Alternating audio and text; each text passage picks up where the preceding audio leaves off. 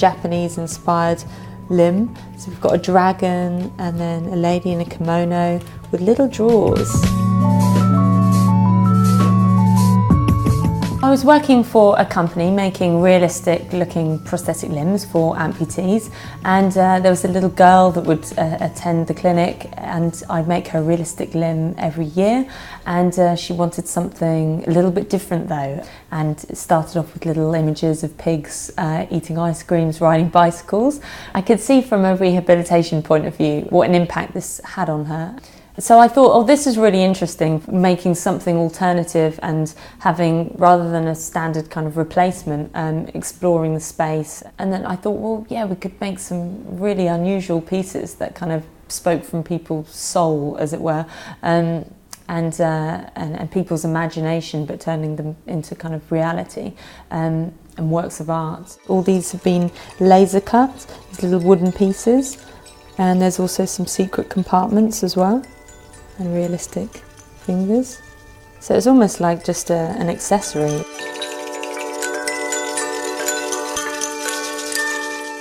But I thought, wouldn't it be wonderful to actually work with someone who shared the vision of embracing their limb in a different way.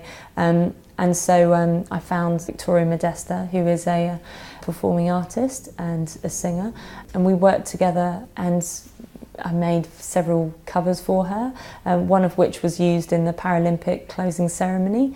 I think it captured the spirit, but visually, of the Paralympics and what it means to be kind of superhuman almost. And so we had the shape of her leg and then just kind of chopped into it and took chunks out and just made it encrusted with crystals and rhinestones. I get to the point where I'm kind of making an alternative limb and I think, yeah, this looks really good, but it's nothing when it's unless it's being worn by the person that it was intended for, and that is just incredible to see when functioning as a body part.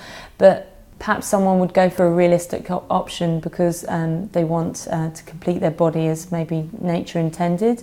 It brings them a sense of body balance, security, I guess, and most importantly, control. The silicone comes in two parts, in clear, and then you mix it up on the machine with all these various skin tones and colours.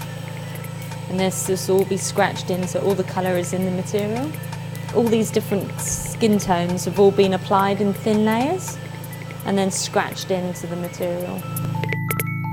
Some of them are really fun, like there was one for a military guy, and it was kind of combination of realistic, it had realistic elements and alternative ones, so it had realistic toes. And I've been with him when he's worn it, and it really kind of confuses people because they see it and like, oh, I can see that you've got your foot, but what's going on with the rest? How is that possible? Hang on, that's not your foot, is it? I like making those kind of pieces because the conversation has changed from one of pity to one of amazement. I think the alternative limbs kind of definitely open up a dialogue, and it's a kind of unspoken dialogue, which is, look at this, I'm giving you something to look. If you want to come and speak to me about my prosthetic, I'm clearly kind of happy for you to talk about it as I'm expressing myself. And rather, if you want to stare at something, then I'll give you something good to stare at.